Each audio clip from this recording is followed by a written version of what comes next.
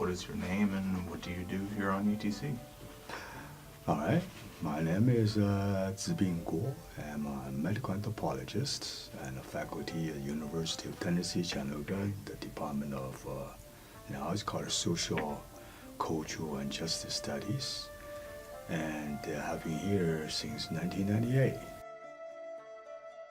You know, as a cultural anthropologist, especially applied medical anthropologist, I'm not only interested in obtaining knowledge, but also I am interested in how to use knowledge, especially the ancient wisdoms, that to develop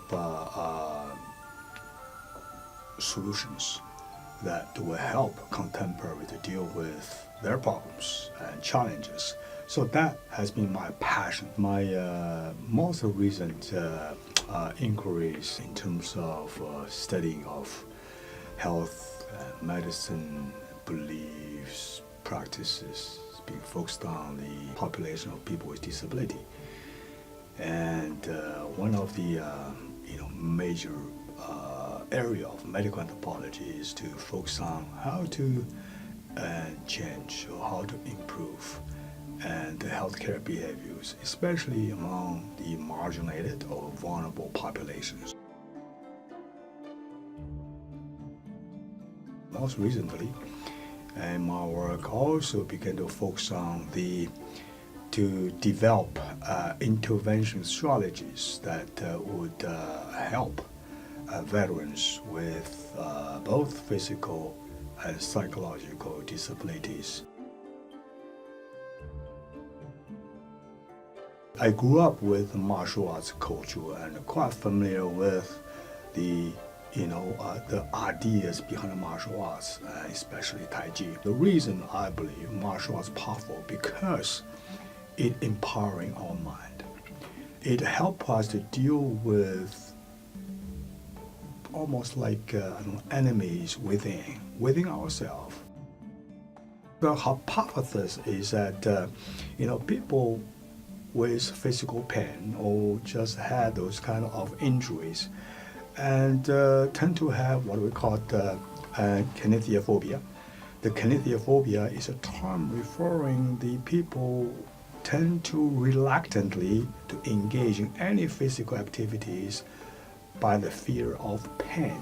My hypothesis is that through the use of those visual and audio and also physical and intervention or involvement, and one able to grasp the meaning of particular metaphor, a particular idea of the movement more quickly, more easily, and would also tend to become more sustainable because of that kind of empirical experiences. And the circular movement, the gentle movement will create some kind of flow of energy and moving within very, very confined spaces, because all Tai Chi movements are circular and you don't have to walk too far to create a sense of infinitive space. So that would be ideal for people with disabilities, sitting in a wheelchair and or cannot move much, but using the body and through the gentle movement, you create a sense of bigger space. So that circular movement plus the perception of space that would empowering individual.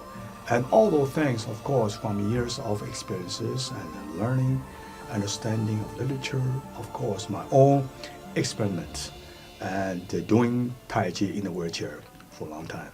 The Tai Chi system would allow individual with ambulatory or physical limitations to be in an environment of virtual reality. So you're able to see yourself almost in a real environment and to practice Tai Chi with the master. And you can choose locations, you can choose your music, you can choose your uniform. So it's like a game. So this way, they can comfortably moving and with the circular motions and also this idea of martial arts, within each movement, tend to promote sense of interest, excitement, right? and to engage in that kind of activities. So by engaging activities, and it will promote the process of rehab.